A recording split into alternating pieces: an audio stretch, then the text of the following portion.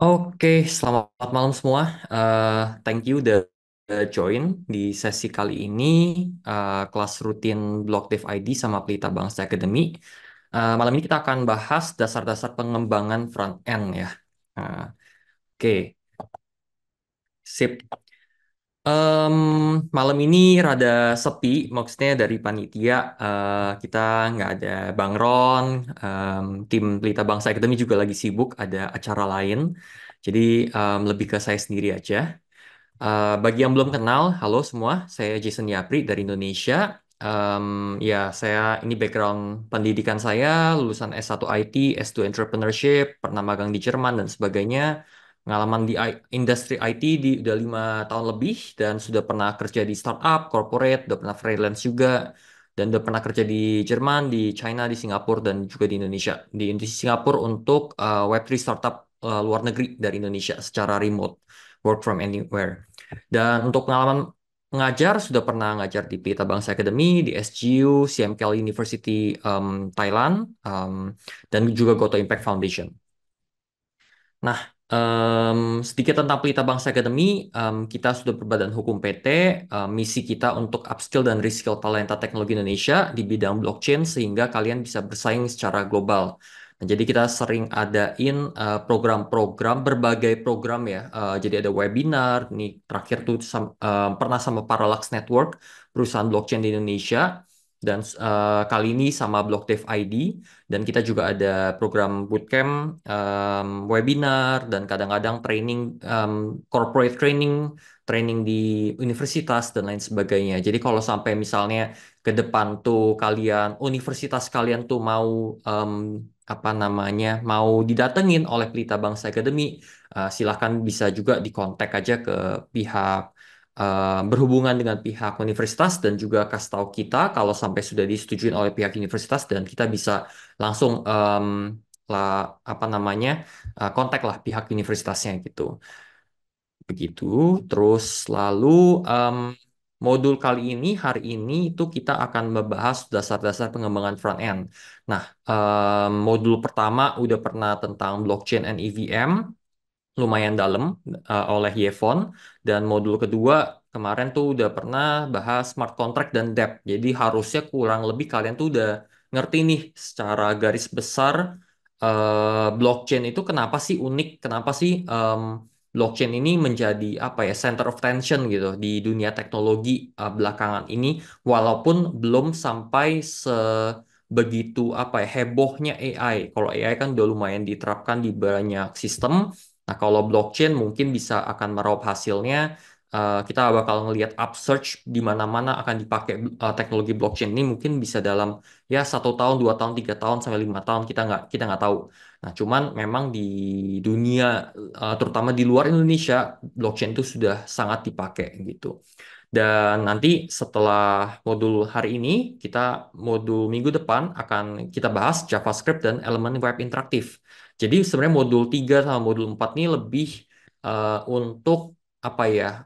Memang lebih untuk non teknis sih, non IT yang mau terjun ke dunia IT, nggak tahu mulai dari mana. Nah, ini kita akan bahas nih. Jadi di hari ini kita akan bahas HTML, CSS, dan JavaScript gitu.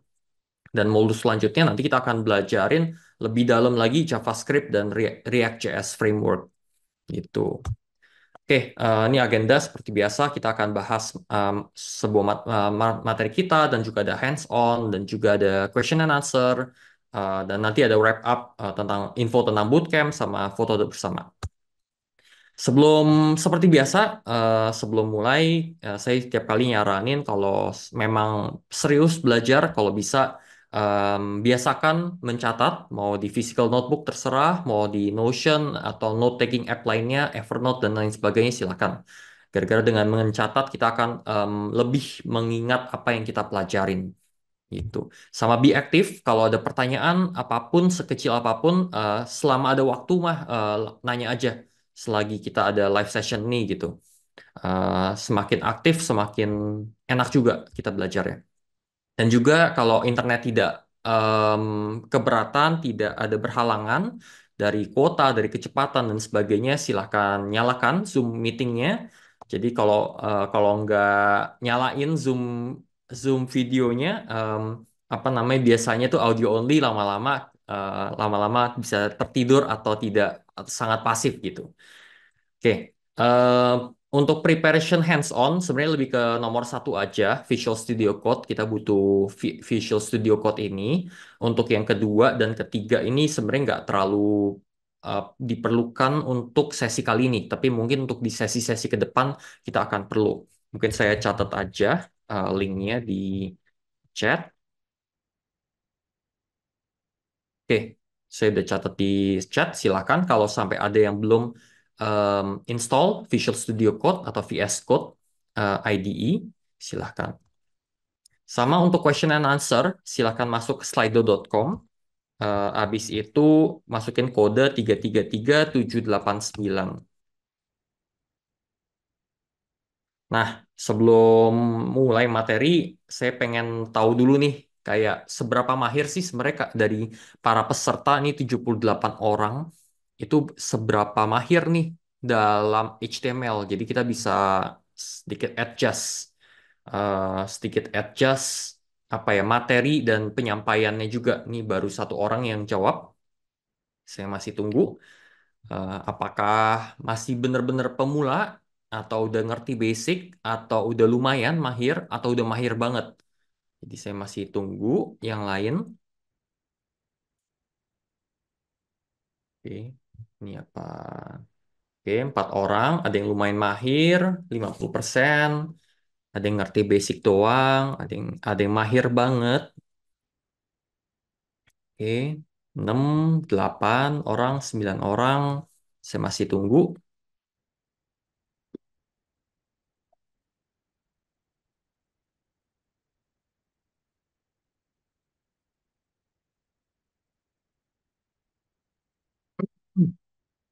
Oke, 14 orang. Kebanyakan ngerti basic doang, tapi ada juga yang udah lumayan mahir dan juga mahir banget. Sedangkan ada beberapa yang masih nggak tahu HTML itu apa. Oke, nggak apa-apa. Next, selain HTML, saya mau tahu CSS. Nah, ini harusnya lebih advance lagi. Apa masih nggak tahu CSS itu apa? Udah ngerti basic doang, atau udah ngerti, udah lumayan mahir, atau mahir banget?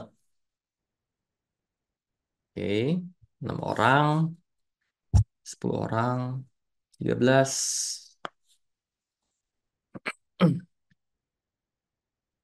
Aliran Tailwind CSS, wah udah lebih ini ya, lebih advance seperti.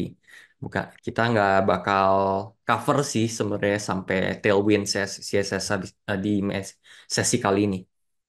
Oke, basic 21 orang, jadi kebanyakan ngerti basic doang. Oke, nggak apa-apa. Ini tujuan sesi ini. Sama terakhir JavaScript dasar, bukan React, bukan yang lain ya. Jadi saya pengen tahu nih, JavaScript dasar. Oke, apa itu JavaScript 8%? Lumayan mahir. Oke, 23, 24. Oke, berarti saya konklusiin kurang lebih itu kalian em, banyak yang sudah ada pemahaman lah, sudah ada pemahaman sedikit tentang HTML, CSS, JavaScript, tapi nggak apa-apa, kita akan gali lagi dari paling basic di sesi hari ini. Oke, ini kita mulai dari overview aja dulu. Jadi, em, kalau kita mikirin aplikasi di zaman sekarang, itu sebenarnya udah sangat, apa ya, standar banget, itu pasti kebanyakan 90-95% itu web application. Jadi aplikasi yang berbasis web. Nah, this is not the case pas zaman dulu. Zaman dulu itu mungkin 8 tahun yang lalu atau lebih, di mana sebenarnya kebanyakan itu kita namain standalone application. Jadi aplikasi yang kita buat hanya bisa di-run di Windows gitu. Hanya bisa di-run di macOS, hanya bisa di-run di Linux atau Android atau yang lain sebagainya. Nah, tapi ada transisi dia kira-kira di 2010-an, di mana aplikasi-aplikasi yang standalone ini mulai tergantikan dengan web application dan web application ini menjadi suatu standar. Bahkan kalau kita install aplikasi seperti WhatsApp di Windows atau di macOS dan aplikasi bahkan kayak seperti Canva di laptop kalian itu sebenarnya berbasis web. Cuman kita nggak tahu aja, hanya dibungkus dengan wrapper gitu. Jadi itu semua basisnya web based gitu. Gara-gara dengan fitur web teknologi ini apa ya? Ada satu standar yang sebenarnya bisa diadopsi sama semua aplikasi dan ini lebih interoperable dengan satu dengan yang lain gitu. Nah, em, ini basis web page atau website semua itu ada tiga hal. Jadi ada namanya index.html. Index.html tuh HTML itu kepanjangannya Hypertext Markup Language. Nggak tahu penting atau enggak. Sebenarnya basically semua web page yang ada yang kita akses mau Tokopedia, mau Blibli, mau em, Blogdev, mau Pelita Bangsa itu basisnya em, menggunakan yang kita namain apa ya namanya kayak braces yang ini seperti ini. Jadi kurung siku seperti ini. Jadi ada opening dan closing. Nanti kita akan lihat setelah ini. Nah, jadi indeks HTML ini itu dia akan merepresentasikan kerangka dari dan masing-masing elemen dari websites itu sendiri. Jadi apakah ada headernya, terus setelah header ada bodinya, di dalam body itu ada sesuatu, em, ada sidebar, ada heading, ada paragraf, ada gambar, ada tulisan dan lain sebagainya.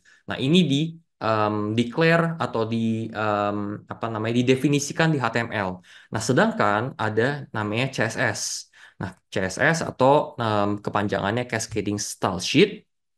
Nah, ini file atau bisa dibilang sintaks yang mendefinisikan bagaimana elemen-elemen yang sudah ditulis di HTML itu direpresentasikan secara stylingnya, secara desainnya gitu. Jadi kita bisa ganti warna, kita bisa ganti elemen-elemen kalau sampai di apa namanya mau diklik itu berubah warna dan lain sebagainya.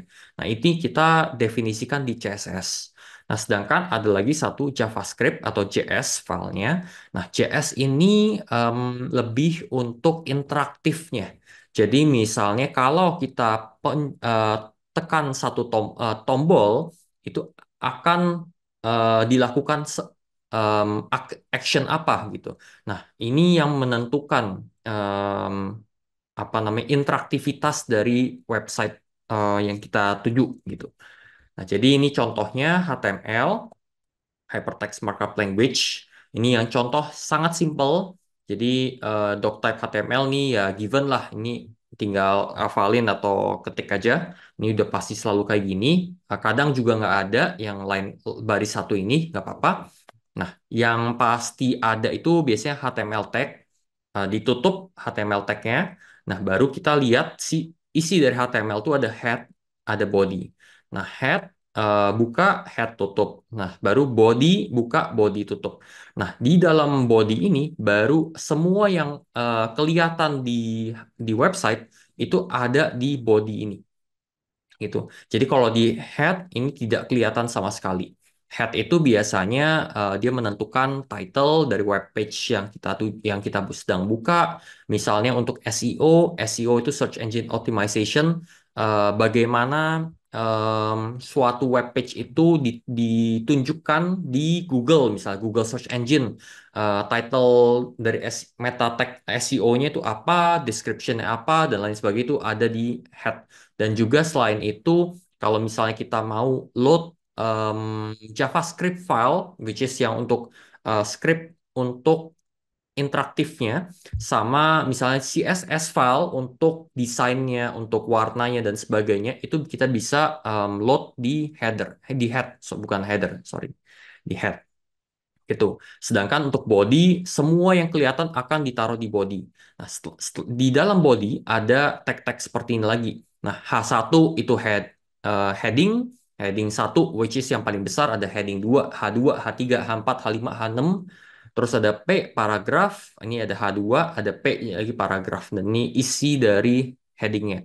Jadi kita namain ini nama dari ya nama dari elemennya. Terus kadang-kadang ada atribut yang ada di dalamnya lagi. Oke. Nah, sedangkan ini kurang lebih contoh dari CSS atau Cascading Style Sheet.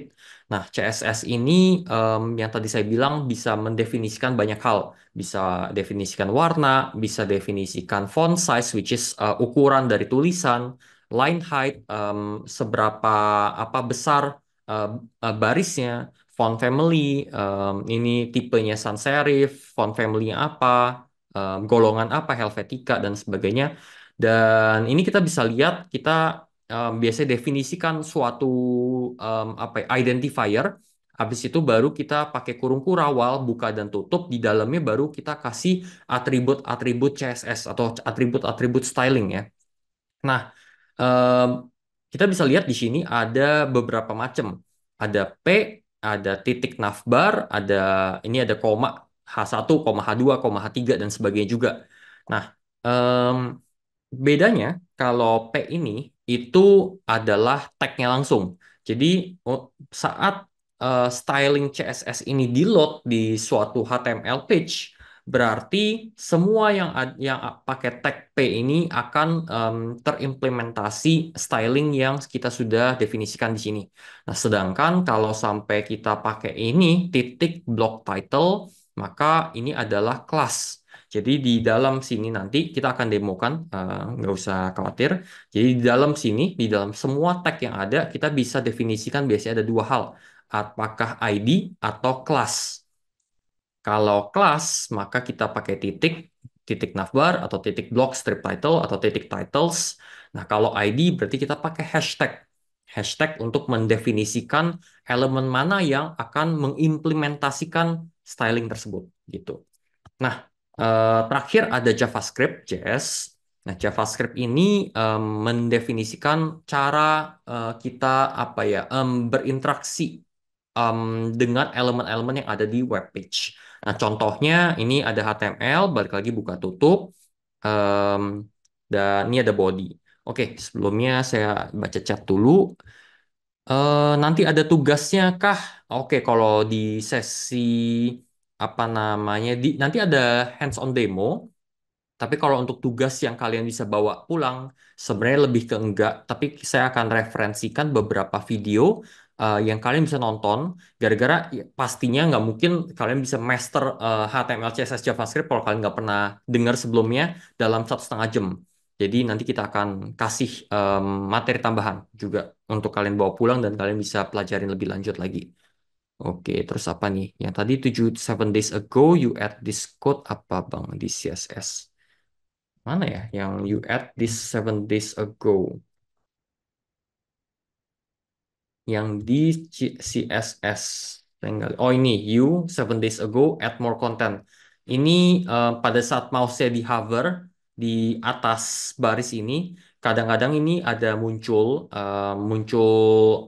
informasi tambahan yang menyatakan baris ini itu ditambahin di berapa hari yang lalu gitu.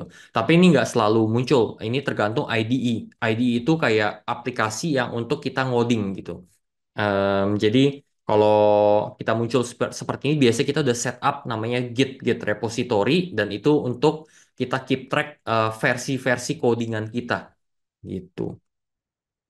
Terus apalagi nih, gimana kalau yang CSS-nya pakai Bootstrap? Nah ini ada framework.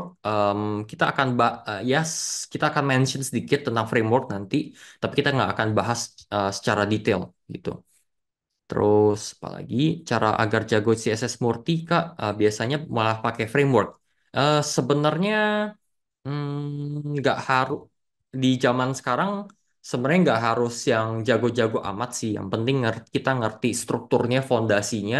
Nanti pada saat ada requirement kita harus bikin sesuatu, baru kita tinggal ya pelajarin lagi. Gara-gara mau sesenior-senior apapun kita jadi software engineer dan sebagainya, skill yang paling penting itu kita bisa problem solving. Kita dapat problemnya apa, kita solvingnya seperti apa, dan kita tinggal cari tahu.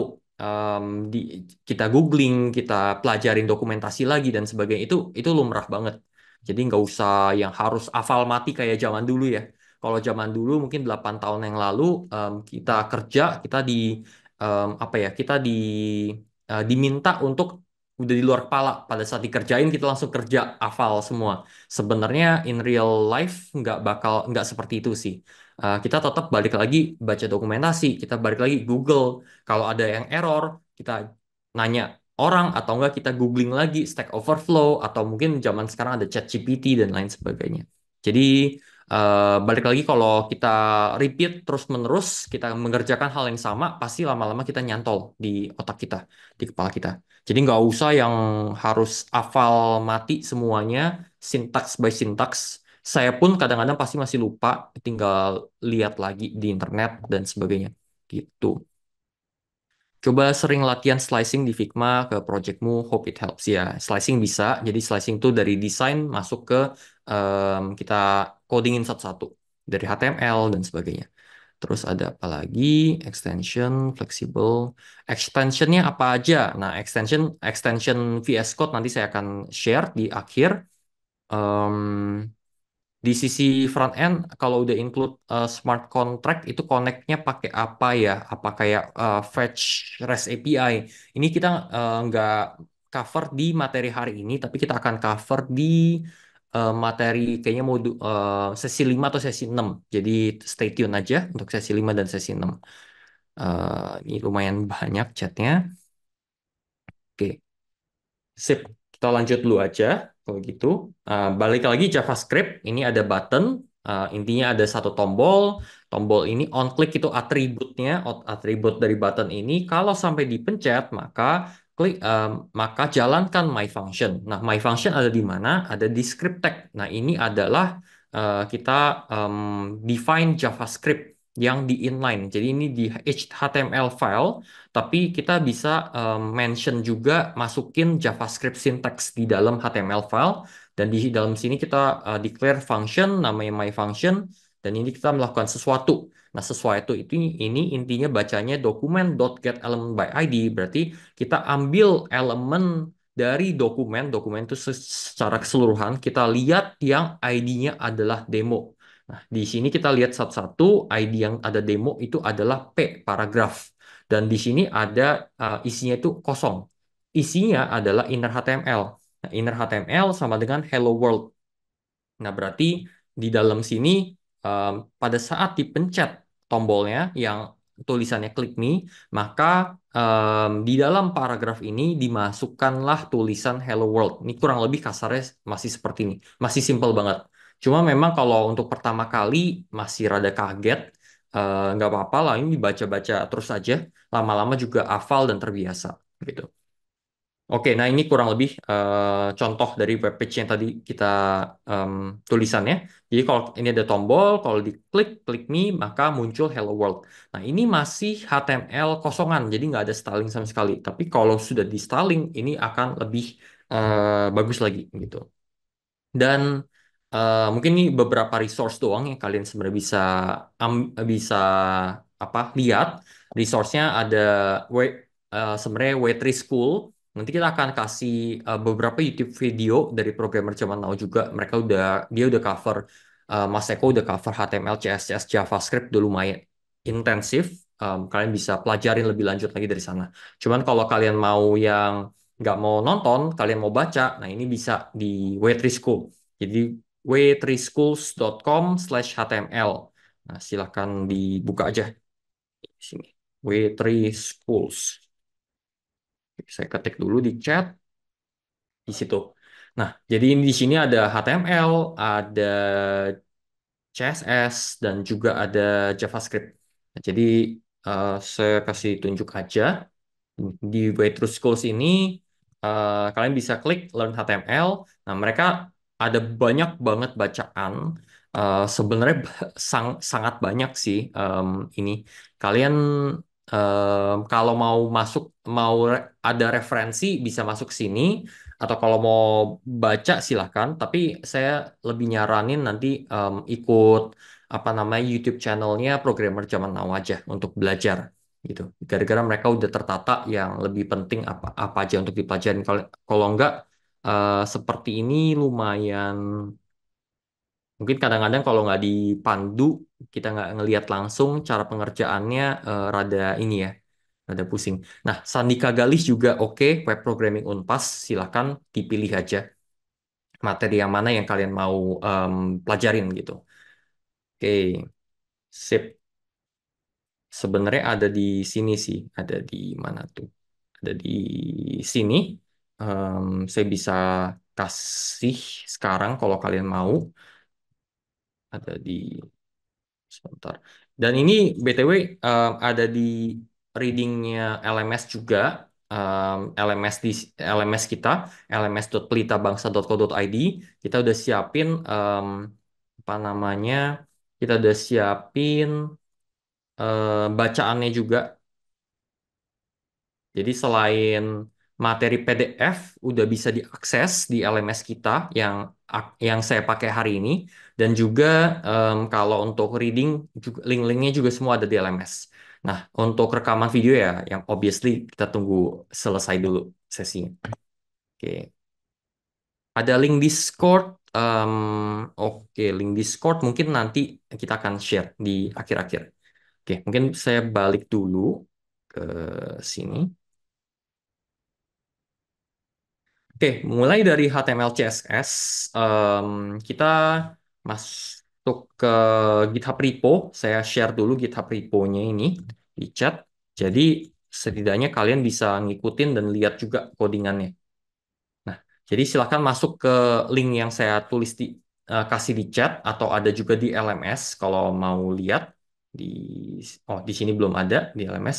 Tapi setelah kalian buka GitHub repo-nya nanti ada akan tampil seperti ini. Kalian kalau belum pernah akses apa Git sama sekali, kalian bisa download zip aja. Setelah download zip, nanti tinggal diekstrak, nanti akan dapat file index.html-nya. Nah, index.html-nya silahkan dibuka. Dibukanya di VS Code. Oke, jadi next kita hands-on. Jadi misalnya saya tunjukin aja. Mungkin ada beberapa yang kurang paham. Nah, jadi di-download dulu, terus buka open folder. Nah, ini tinggal di ekstrak aja. Ekstrak silahkan mau pakai apapun. Mau pakai 7-zip, mau pakai bawaan Windows juga silahkan. Nah, setelah ekstrak, um, oops, sorry. Nah, setelah ekstrak, kalian muncul index.html. Nah, ini bisa dibuka menggunakan, bisa buka langsung seperti ini, atau bisa diklik kanan, open with, nanti VS Code, Visual Studio Code. Nah, saya saranin untuk buka di VS Code aja. Oke. Nah, bagi yang sudah pernah pakai Git, silakan bisa di Git clone aja langsung. Nah, Git clone bisa pakai HTTPS atau SSH. Nah, ini saya nggak bakal bahas di hari ini. Cuman basically, kalian bisa copy, nanti tinggal tulis di terminal Git clone spasi ini. Oke, ada tugasnya Kak. Kebetulan nggak ada, jadi kita lebih ke hands-on demo aja. Kalau untuk sesi kelas rutin block dev, kecuali kalau bootcamp kita ada quiz dan ada tugas juga, gitu. Nah, jadi em, balik lagi saya mungkin mau demo dulu, misalnya ke apa ya, toko, misalnya ke GSM Arena deh, untuk website yang apapun. Ini contoh aja. Nah, jadi di GSM Arena, di website apapun, ini semua kerangkanya dibikin oleh HTML. Mau website apapun yang kita akses itu pakai HTML. Nah, kita bisa pencet F12 di keyboard kita atau klik kanan atau either F12 atau Control Shift I. Nah, nanti akan muncul seperti ini. Ada banyak nih tab-tabnya. Ada elements, ada console, ada sources, network, dan lain sebagainya. Kalian bisa klik elements. Nah, di sini saya mau kasih tunjuk bahwa sebenarnya semua website yang kita buka, mau GitHub, mau Web3Schools, mau apapun, itu terdiri dari HTML seperti ini. Nah, ini juga yang ini juga HTML ya. Semua HTML. Nah, em, yang paling apa ya, yang paling utama itu ada HTML tag, which is semuanya, ada head, ada body. Nah, body itu semua yang kelihatan. Dan kalau kita mau tahu lagi elemen ini, misalnya Google Nine Review, itu di mana kita bisa klik yang seperti ini, tombol ini, atau klik Ctrl Shift C, terus kita bisa lihat, kita mau tahu yang ini semua. Oke, berarti ini semua ada di sini, ada IMG, image. Em, ini mungkin di awal-awal rada kaget, wah ini kok ribet banget gitu. Tapi lama-lama kita akan bisa mempelajari, akan terbiasa gitu. Oke, berarti ini adalah satu row. Nah, setelah satu row ini mungkin ada dua kolom. Nah, kolom pertama dan juga kolom kedua gitu. Nah, kolom kedua nanti ada dua item. Item pertama, item kedua. Nah, di dalam item pertama nanti ada ada tag href, ada tag header dan lain sebagainya. Nah, ini kurang lebih supaya kalian bisa dapat gambaran kasaran. Termasuk juga misalnya kalau kalian buka apapun ya, kayak Tokopedia dan sebagainya. Nah, di sini itu adalah HTML juga, dan yang saya mau tekanin em, adalah pada saat kita mengklik satu apa namanya satu seperti ini, misalnya kita klik apapun itu, misalnya kita klik seperti ini biasanya kita pakai JavaScript untuk interaktif.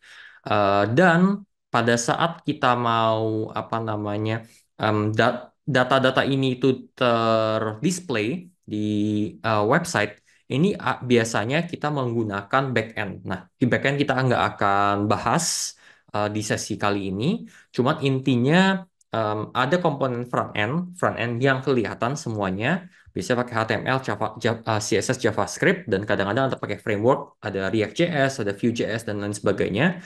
Dan ada juga data-data yang kita fetch dari server, nah, server backend gitu. Jadi data-data ini item pertama yang flash sale 9.000, ini item pertama apa, item kedua apa, item ketiga apa, item keempat apa. Kita dapat dari backend, yang mungkin dia dapat dari database. Habis itu front end dapat, front end baru tunjukin. Kurang lebih seperti itu. Itu sebagai gambaran. Oke, dan balik lagi, mungkin sampai sini ada yang mau tanya, bisa raise hand langsung atau bisa tulis di chat gitu.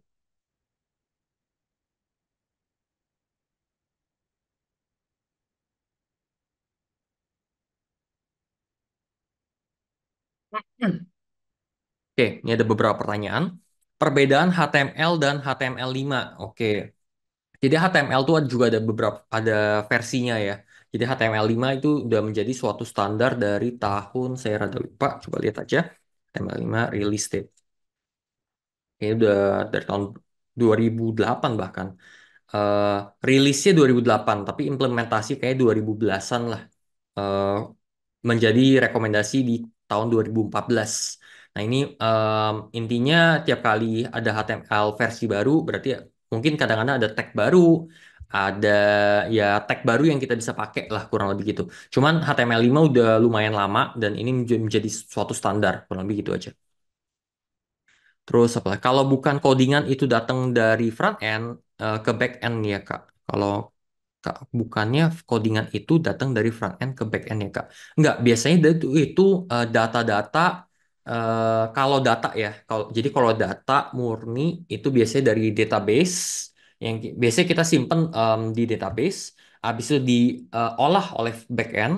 Nah, back end itu mungkin olah dan rapiin datanya. Habis itu kirimlah ke front end gitu. Nah, front end tuh yang nampilin.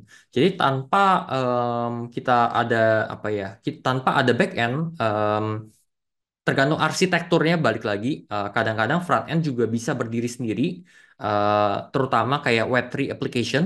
Jadi aplikasi-aplikasi Web3, aplikasi-aplikasi blockchain tanpa back end pun sebenarnya sudah bisa jalan, dan front end pun sudah bisa berinteraksi dengan blockchain langsung menggunakan library-library, front end library untuk berinteraksi ke blockchain langsung dan melalui smart contract gitu.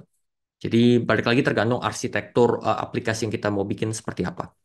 Untuk ngecek elemen di macOS gimana ya, bro? Eh, Google Chrome, macOS, inspect element di Google aja, shortcut misal.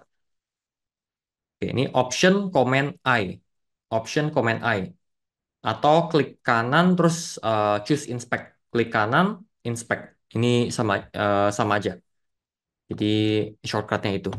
Terus jadi developer Web3 harus bisa FE dan BE ya Kak. Balik lagi tergantung, sebenarnya tergantung job requirement kalian pada saat kalian bekerja. Kalau murni front end requirementnya ya front end aja. Kalau murni back end ya back end aja. Untuk ada biasanya rada sedikit berbeda ya back end untuk Web3 sama backend untuk Web2, tapi kurang lebih gambarannya itu mirip-mirip. Nah, jadi apa ya? Saran saya belajar aja semuanya yang kulit on the foundation level, asalkan kalian udah tahu kerangkanya seperti apa. Oke, front end tuh perannya seperti ini, back end tuh perannya seperti ini, smart contract perannya seperti ini. Nanti yang kayak teknis detail-detail kalian belajar on the fly aja pada saat kalian dapat kerjaannya gitu. Jadi fondasi kalian wajib tahu sih menurut saya. Untuk zaman sekarang nggak bisa lagi kayak kalian cuma tutup mata cuma bisa ngerti front end doang atau back end doang gitu. Nah, apakah blockchain dev butuh cyber security? eh, Butuh cyber security atau enggak. Nah, cyber security di blockchain dan di Web2 itu sedikit berbeda ya. Jadi, kalau di blockchain tergantung lagi nih, maksudnya apa? Apakah di smart contract-nya atau di server level, back end, front end, dan sebagainya. Kalau di smart contract levelnya, rada konsepnya sedikit rada berbeda. Kalian tuh lebih mencari celah-celah vulnerabilities yang ada di code-nya ini sendiri.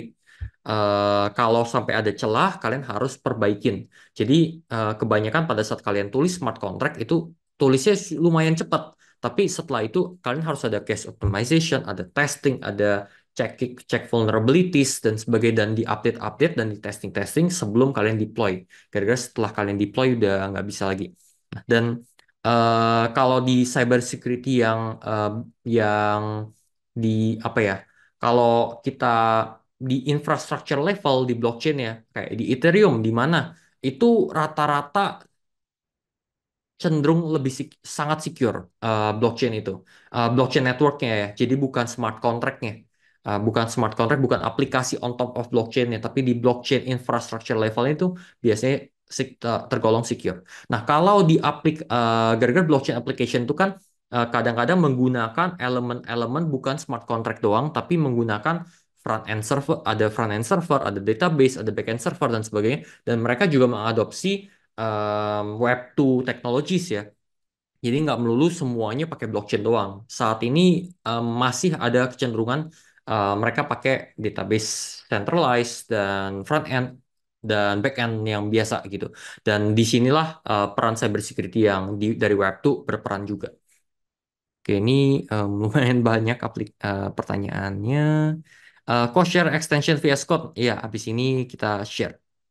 Ada di akhir. Oke, lanjut dulu kalau gitu. Jadi untuk hands-on, em, kita akan masuk ke sini, index.html yang saya udah share di GitHub. Hmm, Harusnya kalian bisa buka lagi kalau kalian nggak ini. Jadi basically di sini ada biasa nih doctype untuk bilang ini HTML, ini adalah file HTML dan ini HTML tag. Terus ini lang n nggak terlalu perlu kalau nggak mau nggak apa-apa. Dan ini ada dua biasanya ada head ada body. Nah biasanya tuh awal-awal orang pasti pusing bacanya dari mana. Jadi saya sarani baca dari luar dulu kalau belum belum terbiasa dari head. Oke, ada head, ada body. Oke, nah sekarang body dulu, lihat body ada div container, ada script. Berarti script itu apa namanya em, menyimpan JavaScript function dan syntax. Nah, kalau di body berarti yang terlihat itu seperti ini dan kita bisa lihat ini ada beberapa cara untuk buka index.html. Mau buka langsung juga bisa. Double klik seperti ini. Nah, cuman kekurangannya kalau sampai buka langsung, kalau kita ganti, kita save. Nah, ini nggak ke save. Kita harus reload. Control R atau F5 untuk reload. Nah, cuman kalau kita klik kanan Open with Live Server, tapi ini harus install extension, extension namanya Live Server. Yang ini kalian install aja. Kalau sudah install, biasanya restart VS Code-nya. Nanti klik kanan Open with Live Server. Nah, nanti di sini kalian bisa buka web page yang sama, tapi pada saat kalian ganti sesuatu dan save, harusnya langsung berubah. Harusnya. Tapi ini nggak berubah. Sebentar, saya cek dulu. Oke. Oke, rada aneh, nggak berubah. Never mind kalau gitu. Kita lanjut aja. Jadi kita sama aja kalau gitu, double klik atau klik kanan open live server. Nah, balik lagi ke sini. Jadi ini kan di body semua yang kelihatan dan kita lihat ini ada div dengan kelas container dan ini ada H1 heading 1, ada input, input input dengan type-nya text, ID-nya sekian. Balik lagi identifier elemen di HTML itu ada dua, biasanya ID atau kelas atau nama dari elemennya tersebut. Di sini kan div, ada H1, ada input dan sebagainya. Nah, ini ada placeholder. Placeholder itu adalah suatu yang terlihat di sini, tapi kalau kita ketik berarti hilang. Nah, di sini ada button juga. Terus ini ada ID sekian dan juga kalau on click, kalau diklik maka melakukan add task, function add task ini. Dan ini ada tulisan add task seperti ini. Mungkin saya bagi dua aja jadi enak. Oke, saya perbesar jadi kelihatan. Oke. Em, Biasa, jadi pada saat kalian ketik tas satu, terus klik add task, muncul di bawah. Muncul, klik ketik tas 2 muncul di bawah. Pada saat kita klik remove, hilang. Nah, sekarang kita akan bedah dikit lah ya. Butuh JS biar responsif. Nah, Java yang tadi saya bilang .js file dan juga .css itu kadang itu terpisah di beberapa file, kadang itu digabung jadi satu. In this case, ini sebenarnya kita gabung jadi satu. Nah, gimana cara gabungnya? Gabungnya itu ada namanya inline CSS dan juga inline JavaScript. Nah, kalau inline berarti ada di file HTML. Di sini adalah inline. Nah, ini di sini kita lihat JavaScript sintaksnya ada di dalam HTML file ini dan sedangkan menggunakan script tag dan juga CSS styling ada di style tag di dalam head gitu. Oke, butuh .js biar responsif. Nah, biar responsif itu biasanya um, mostly dengan bantuan CSS, tapi ada juga kadang, oh sorry, untuk responsif. Kalau responsif, saya jelasin dulu kalau responsif itu apa. Responsif itu biasanya, saya nggak tahu yang mana responsif. Ini kayak Pelita Bangsa responsif. Nah, jadi kalau kalian perbesar dan ini kan desktop mode ya, desktop mode. Dan kalau kalian klik ini toggle device toolbar, misalnya kalian ganti ini diakses menggunakan iPad Air dan ini menjadi tablet view. Dan kalau kalian ganti lagi ini menjadi iPhone 12 Pro, ini menjadi mobile view. Dan ini yang dinamain responsive gitu. Nah, kalau nggak responsif berarti seperti GSM Arena. Jadi misalnya, kayak GSM Arena udah mulai responsif juga sekarang. Nggak terlalu sih, nggak terlalu responsif sih, sedikit responsif doang. Nah, jadi dia mempunyai apa ya, layout yang berbeda gitu.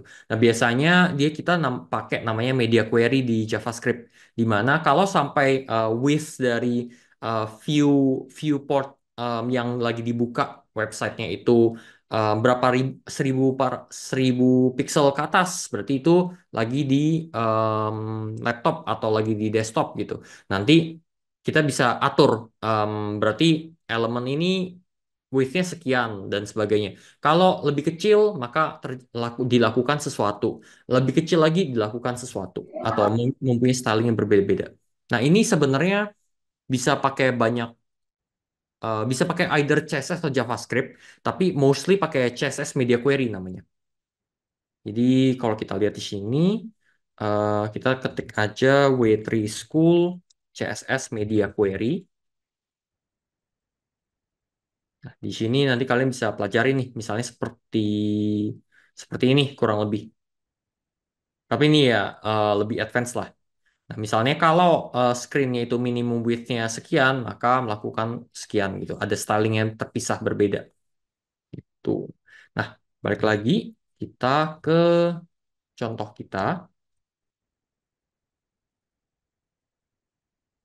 Oke. Kita nggak mau terlalu lama di sini gara-gara masih ada JavaScript. Lanjut, ini kan styling ya. Jadi ada styling, misalnya kalau kita ganti styling background color menjadi kan RGB, red, green, blue, FF 0000, berarti red kan. Kita save, kita refresh, maka kita berubah warna jadi merah dan sebagainya. Ini kalau di CSS styling. Nah, obviously pasti kita nggak mungkin bisa bahas satu persatu gara-gara keterbatasan waktu. Ini silahkan pelajarin sendiri aja, asalkan kalian udah dapet gambarannya. Kurang lebih seperti seperti apa CSS itu. Nah, dan ini ada banyak ya, ada box shadow, ada border radius, ada padding, ada width, ada text align dan sebagainya. Ini kalau misalnya saya ganti left, maka saya refresh, ini jadi alignment-nya jadi left dan lain sebagainya gitu. Saya ganti dulu, balikin. Oke. Nah, selanjutnya kita mau bahas JavaScript. Gara-gara ini yang lebih apa ya, lebih penting lah. Kalau CSS, at least kalian udah latihan sendiri, baca dokumentasi dikit. Selebihnya sebenarnya tinggal mau pakai ChatGPT, mau Stack Overflow untuk nanya di forum-forum dan lain sebagainya bisa. Googling juga banyak sekarang. Nah, di sini tuh ada dua hal ya, ada satu satu hal dan ada dua, ada add task, ada remove task. Dan di add task ini kita fokus di add task dulu, gara-gara kita udah tahu kalau kita klik berarti kita nge-trigger add task. Di sini kita bikin satu konstanta. Konstanta itu adalah variabel yang tidak bisa tergantikan, nggak bisa digantikan lagi. Dan kita ambil dari dokumen get element by ID. Kita ambil lihat dari dokumen, kita lihat elemen yang ID-nya adalah task input. Habis itu kita kita masukin ke task input, konstanta variabel task input. Lalu kita bikin lagi konstanta task value dan di dalamnya adalah task input dot value dot trim. Nah, dot value adalah isi dari input ini. Apapun yang saya tulis di sini, dan lalu kita jalankan trim function. Function trim adalah kalau saya spasinya banyak di sini, maka hilangkan semua spasi itu. Gitu. Itu gunanya trim. Lalu kalau task value-nya adalah ada sesuatu, maka lakukan ini. Kalau nggak ada sesuatu, maka lupakan. Nggak bakal dilakukan apapun gitu. Nah, lalu di sini kita lihat lagi task list sama dengan dokumen get element by ID task list.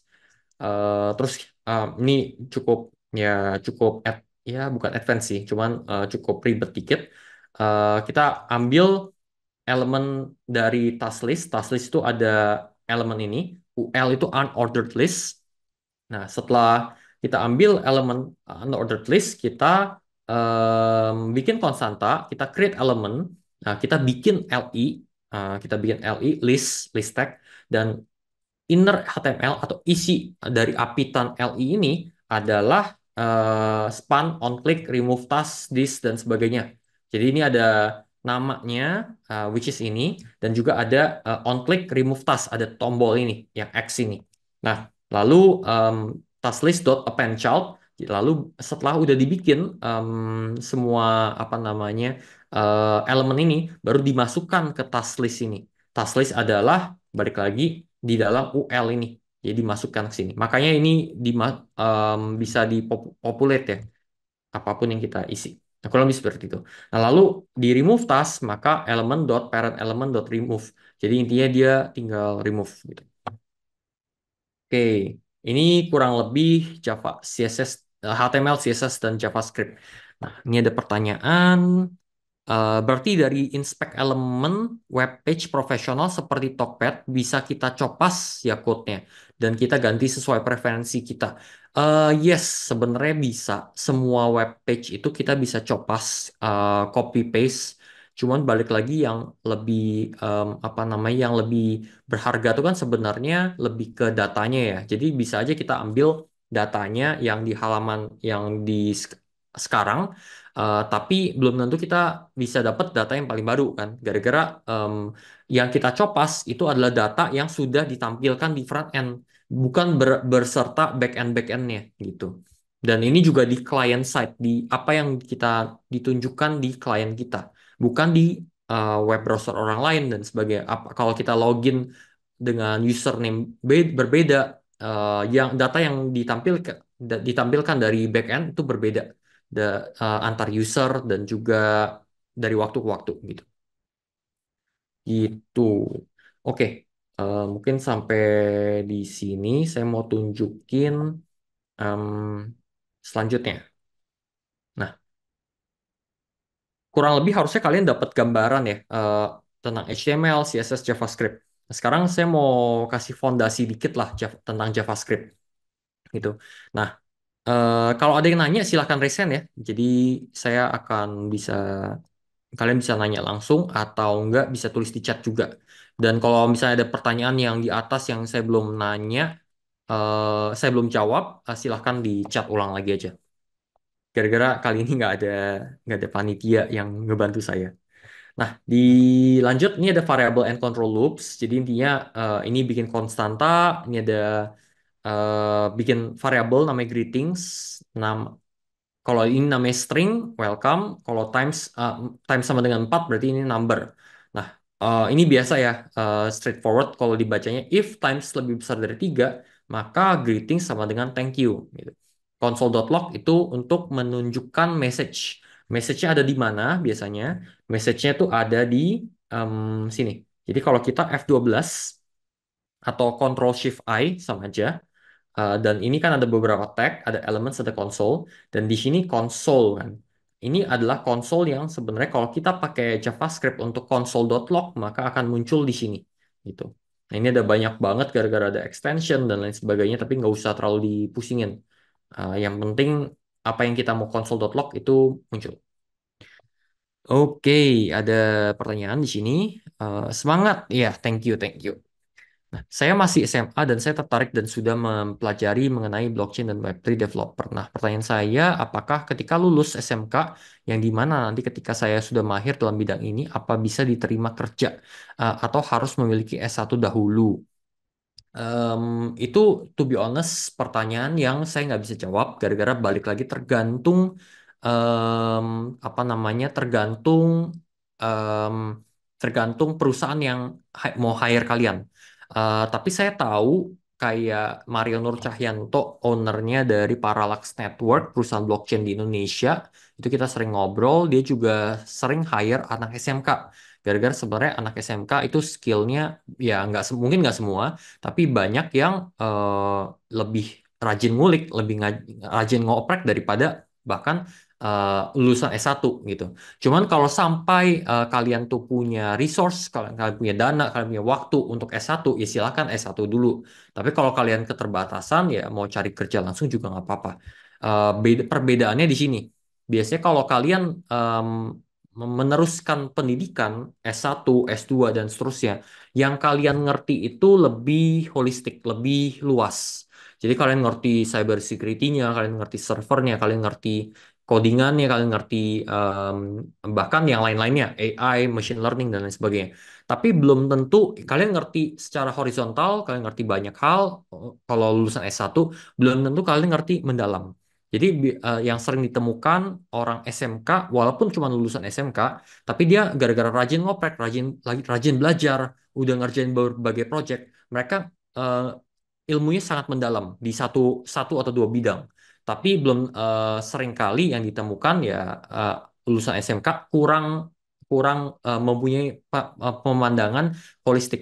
Nah, untuk entry level job itu sangat barrier of entry-nya mereka lebih mentingin orang yang mempunyai skill yang sangat mendalam. Tapi untuk masuk ke manager, senior level, bahkan masuk ke atas lagi kayak CTO dan sebagainya, kalian udah harus ada wawasan yang lebih luas lagi gitu. Kurang lebih kasar gitu. Apalagi kalau front end katanya bisa client side sama server side itu karena si JS ini atau hal lain bang. Em, iya, jadi kalau JavaScript itu bisa client side, bisa server side. Perbedaannya kalau client side itu dilakukan semua codingan sintaks dan logic itu dilakukan di browser kita masing-masing. Jadi saya akses web page ini, browser saya yang melakukan komputasi itu. Kalau server side berarti sudah dilakukan dulu oleh servernya, baru ditampilin di browser kita gitu. Ya, sebenarnya bisa panjang sih penjelasannya, cuman kurang lebih kasarannya gitu. Karena si JS ini atau hal lain? Iya, gara-gara JS. Tergantung JS kita itu server side atau client side. Dan banyak kayak misalnya React JS itu adalah framework di on top of JavaScript yang menggunakan JavaScript technology. Itu tuh menggunakan lebih ke server side. Jadi dia udah apa namanya compute dulu logic yang dilakukan. Mungkin dia fetch dari database. Sorry, bukan database, dia fetch dari backend dan lain sebagainya. Setelah dia fetch dari backend, baru dia tampilkan gitu. Kadang-kadang, tapi bervariasi sebenarnya. Bervariasi tergantung cara coding kita, framework yang kita pakai, dan arsitektur yang kita pilih gitu. Lebih baik lagi sertifikasi. Oke, ini saya sering lihat crypto jobs list quantdev. Apa itu quantdev? Jadi quantdev itu adalah bisa dibilang paling sering itu namanya quant trading ya. Jadi kan eh, quant setahu saya quant dev itu sama dengan quant trading. Coba saya mastiin dulu quantitative developer. Nah, jadi quantitative developer itu adalah ya kuantitatif itu kan maksudnya yang bisa diukur ya. Kualitatif yang nggak bisa diukur. Nah, kuantitatif itu biasanya lebih ke sepengalaman saya ngarah ke di Web3 itu lebih ke kuan kuan kuan apa kuan quantitative trading. Jadi trading itu um, kita kan kebanyakan sebagai retail trader di mana kita cuman buy and sell tergantung news, tergantung apa namanya impresi, tergantung technical analysis dan lain sebagainya. Tapi kalau dengan kuantitatif itu mereka udah pakai model yang um, lebih ribet lagi. Jadi bukan cuman pakai apa namanya tarik garis dan sebagainya.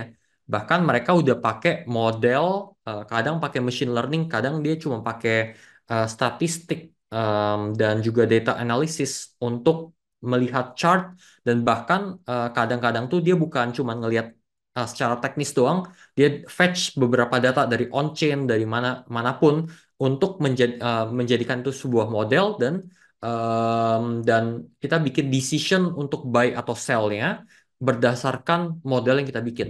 Dan kalau kalian mau jadi quantitative dev atau quant dev ya kalian harus mempelajari seluk-beluk buy and sell.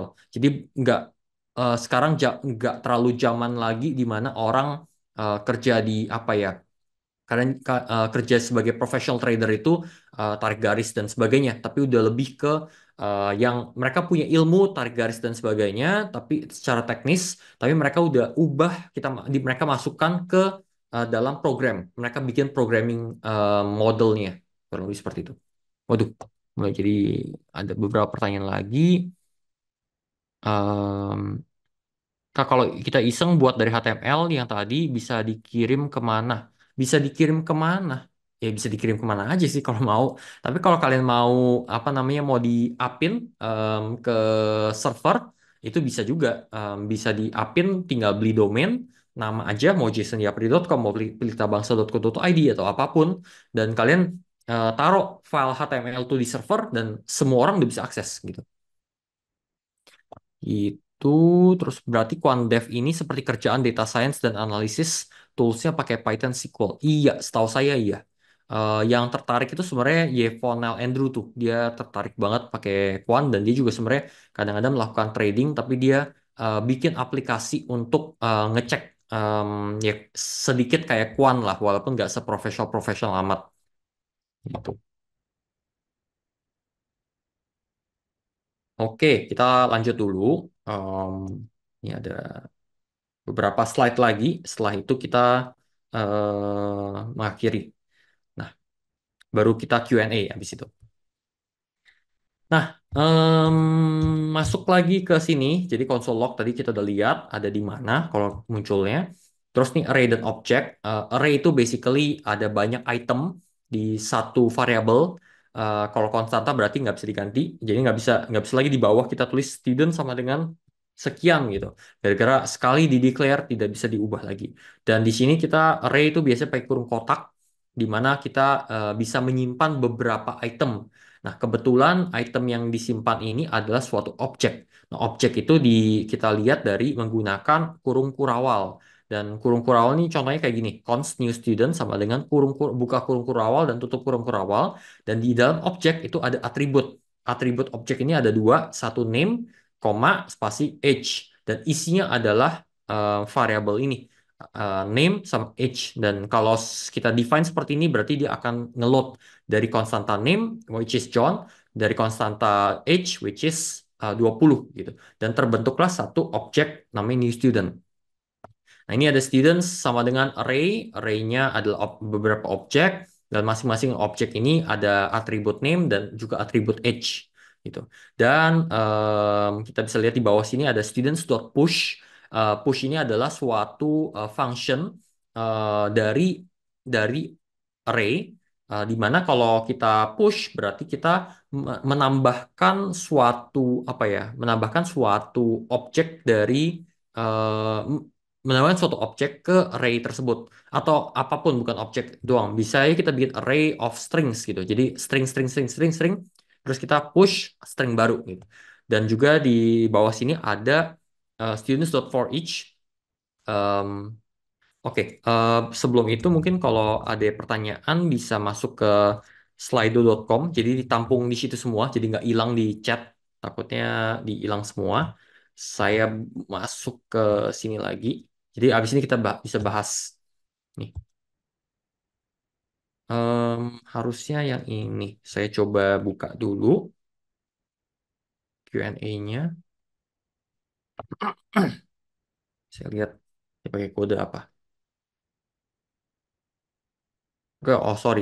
Berarti bukan kode tadi ya, tapi kodenya masih 1687252. 1687252. Jadi silakan masuk ke slido.com, masukin kode 1687252 untuk pertanyaan-pertanyaan kalian. Jadi nggak hanyut di chat. Oke, kita masuk ke sini, balik lagi. Jadi selanjutnya tadi itu push, ada lagi dot for each. For each itu em, pada setiap objek atau item yang ada di array students, which is sub Alice, Bob, dan Jane, maka lakukan fungsi atau sintaks di dalam em, kurung eh, tanda kurung ini. Dan di sini kita ada parameternya ada student. Jadi untuk iterasi pertama berarti objek student adalah objek Alice. Parameter untuk iterasi kedua student adalah objek Bob dan lain dan seterusnya. Dan yang kita lakukan adalah yang ada di dalam kurung kurawal ini.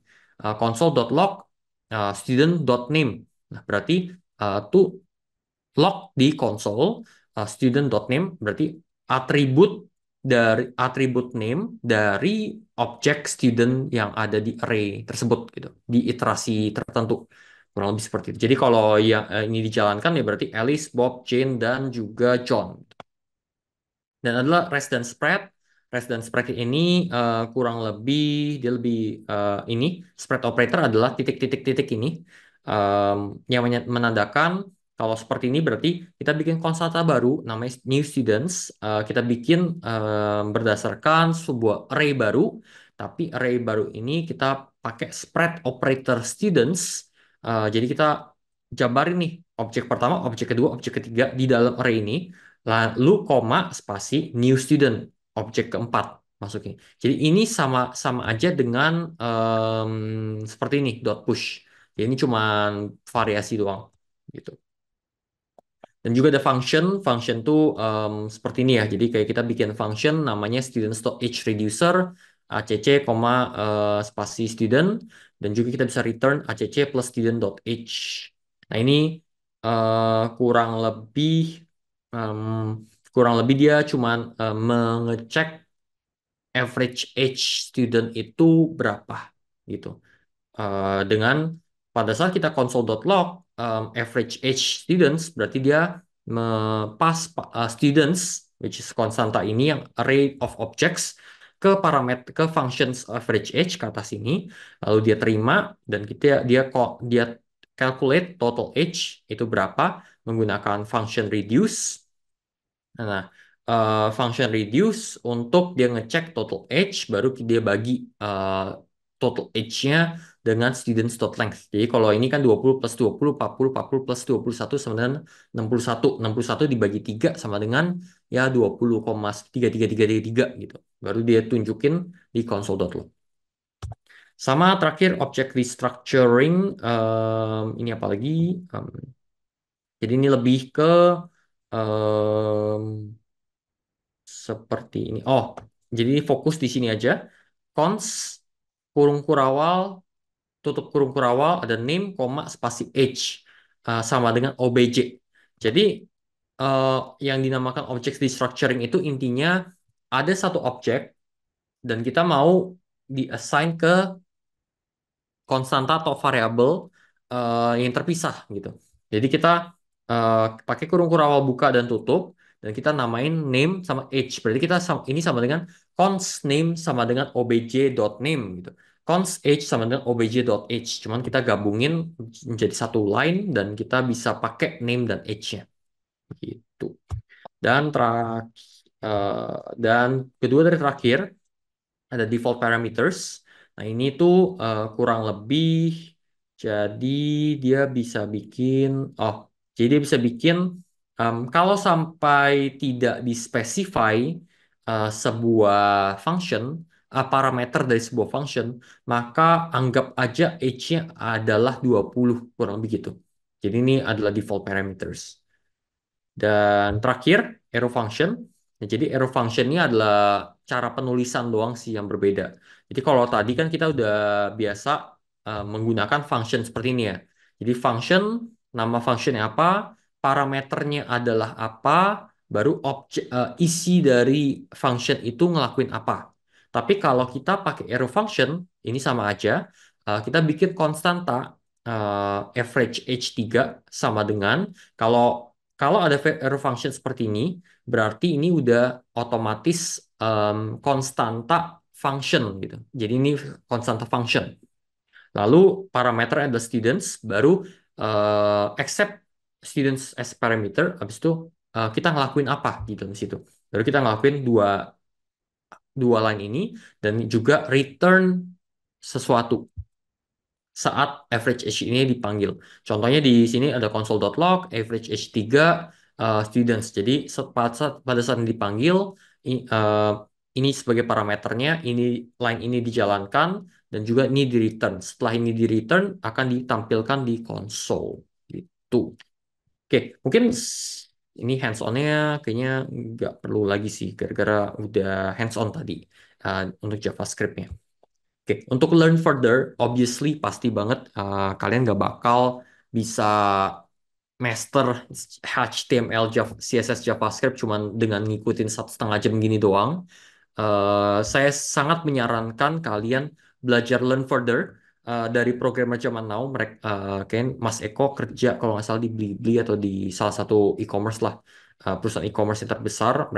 Dia kayaknya udah lead architect or something, dan dia sering bikin apa namanya tutorial di YouTube. Dan beberapa tutorial yang dia bikin adalah HTML, CSS, dan JavaScript.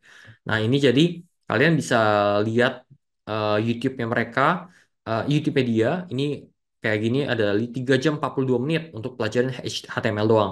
Java CSS ada 3 jam 29 menit, dan JavaScript ada 8 jam 23 menit. Ya, makanya nggak mungkin kita bisa cover semuanya. Silahkan kalian nonton lagi di channel YouTube-nya Mas Eko di program zaman now. Gitu.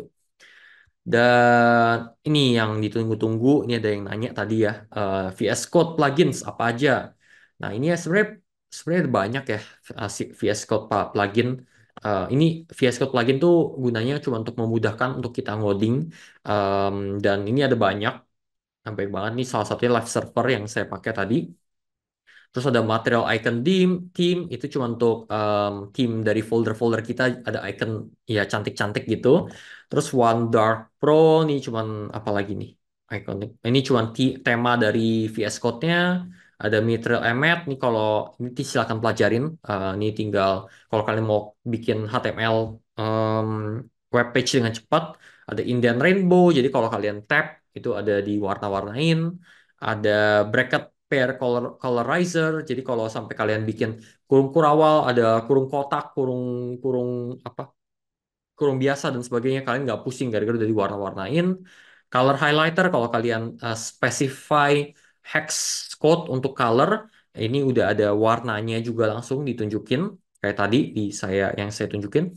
Terus bookmarks ini kalau kalian udah ngoding berhalaman berfilenya ada banyak sekali, terus ada ratusan ribuan line, kalian pasti udah mulai pusing nih.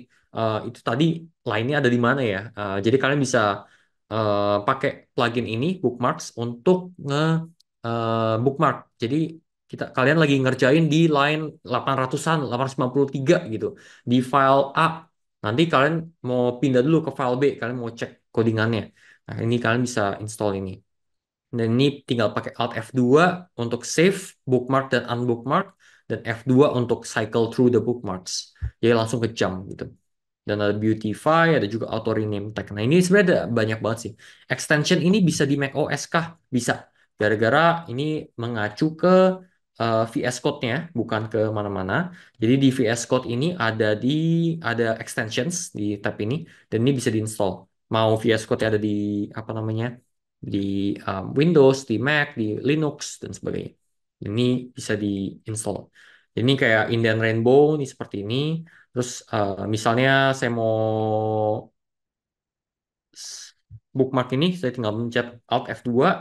Terus saya lagi di file lain, saya mau jump back, tinggal F2. Tinggal F2 langsung masuk ke sini. Apalagi. Terus nih warna bisa muncul dan lain sebagainya. Sebenarnya ada banyak sih, ada banyak extension yang bisa membantu, memudahkan lah. Kalau zaman dulu, zamannya Bang Ron katanya, eh, kita ngoding tuh masih hitam putih. Jadi semua semua hitam putih nggak ada perbedaan warna, mata mata bisa jereng gitu. Cuman sekarang udah sangat dimudahkan. Oke, selain itu kita saatnya Q&A. Kira-kira udah waktunya udah lumayan mepet di penghujung acara. Silakan kalau ada yang pertanyaan lagi masuk ke slido.com, masukin kode 1687252. Oke, saya jawab yang kedua dulu. IDE selain VS Code yang khusus IDE blockchain dev itu apa? Nah, oh saya jawab ini dulu, abis itu ada yang raise hand. Nah, sebentar. Jadi IDE selain VS Code yang khusus IDE blockchain dev tergantung. Kalau khusus smart contract biasanya orang pakai remix.ide, remix IDE. Saya ketik di ini aja, remix IDE. Kalau nggak salah websitenya tuh di remix.ethereum.org. Em, Silahkan cek di Google. Nah, cuman kalau biasanya remix itu dipakai untuk orang yang masih baru-baru belajar smart contract development. Tapi kalau orang yang udah lebih advance, mereka tuh biasanya udah pakai framework Hardhat, framework Foundry, dan itu biasanya kita harus pakai VS Code. Dan masih pakai VS Code kok. VS Code tuh industry standard up until now. Yang sisanya tuh ada banyak sih, ada yang pakai Intel IJ, IDEA, itu biasanya kalau pakai Java atau Spring Boot. Android Studio ya kalau pakai Android. Kalau Xcode biasanya kalau kita nge-codingin apa tuh namanya, codingin Apple ya, aplikasi Apple, iPhone dan sebagainya. Terus kadang-kadang ada apa lagi? Ya dan bervariasi sih. Cuman VS Code ya kalau kalian baru belajar ya VS Code aja, nggak usah yang lain. Kalau oke, mungkin dari yang recent dulu.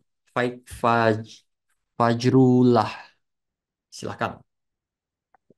Open Halo mic. kok, malam. Malam. Ketemu lagi nih kok. Kayaknya sebenarnya kita udah pernah ketemu nih pas di sesi networking di SGU ya. Oh, oke, iya ya, Iya, nice. pernah ikut tuh dulu. Sebenarnya ada yang pengen aku tanyain nih dulu. Mm-mm. Gini kok, mungkin agak out of context dari materi hari ini ya. Oke. Ini terkait gas fee nih kok. Apa Ya. ada cara untuk ngitung gas fee-nya itu kok? Apakah kayak se semakin rumit algoritma kita juga mempengaruhi dari gas fee terhadap smart contract itu kok? Gitu aja sih kak. Thank you. Oke, you're welcome. Jadi ada banyak cara untuk calculate gas fee. Cara yang paling gampang ya di Remix IDE, dilihat gas fee-nya aja di samping function name. Cuman kan kadang-kadang tuh ada bervariasi ya, kadang-kadang ada unlimited gas gitu. Gara-gara kita banyak looping dan sebagainya. Nah, biasanya itu yang kita lakuin tuh kita tulis smart contract-nya dulu di menggunakan framework. Kalau biasanya di bootcamp kita akan belajar Foundry. Nah, di Foundry itu setelah kita bikin dev ada semua ya kita jalanin semua lah ada testing security dan sebagainya. Basically setelah pada saat kita melakukan tulis test script kita bisa generate namanya gas report di Foundry framework. Jadi silahkan cek aja nanti di Foundry. Nah di situ kita akan tahu berapa unit gas yang terpakai. Gara-gara sebenarnya pada saat di Remix kenapa nggak bisa ditampilin semuanya secara spesifik gasnya itu berapa. Gara-gara kan bervariasi ya. Misalnya parameternya yang di pas itu UN 256 yang gede banget angkanya ya gas fee-nya naik. Tapi kalau kecil banget ya gas fee-nya turun dan sebagainya gitu. Those kind of things sangat fleksibel. Makanya Remix tuh nggak terlalu bisa specify gas fee-nya berapa. Tapi kalau kalian pakai Foundry itu bisa kita tahu deploy pas saat deploy butuh berapa unit gas fee saat ngejalanin smart contract function sekian menggunakan parameter sekian sekian sekian dengan kondisi sekian itu berapa unit gas fee gitu. Biasanya kita lihat dari Foundry sih.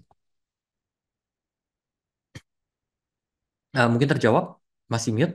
Oke, oke kok, thank you. Oh, jadi eh, bener ya, seberapa rumit kita juga nentuin seberapa besar gas fee-nya. Yes, benar. Thank you ya kak. Oke, you're welcome. Ada Goza di sini. Silakan.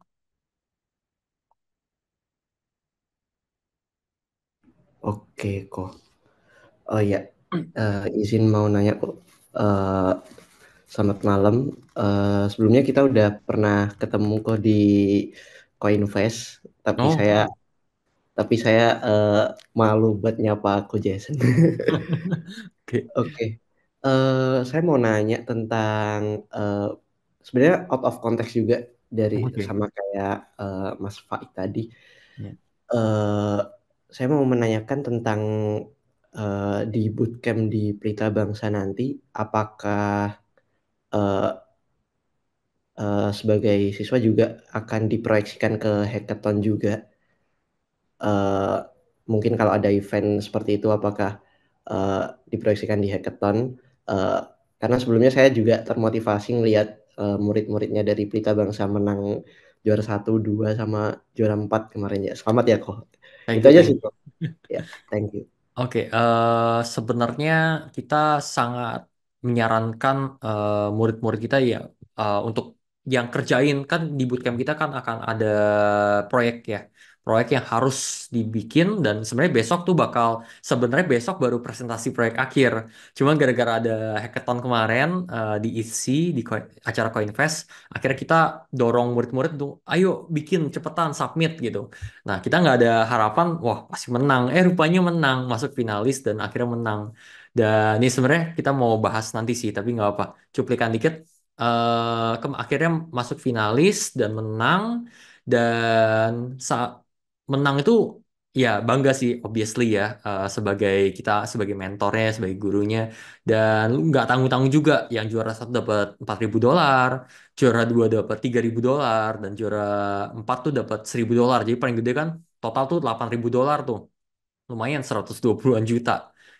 Untuk cuman ngerjain bikin aplikasi on top of blockchain tertentu dan udah bisa menang. Nah, kalau di bootcamp kita selalu menyarankan dan kita bakal kasih informasi tentang bootcamp, sorry, tentang hackathon, tentang grant dan lain sebagainya ke murid-murid kita pasti sih.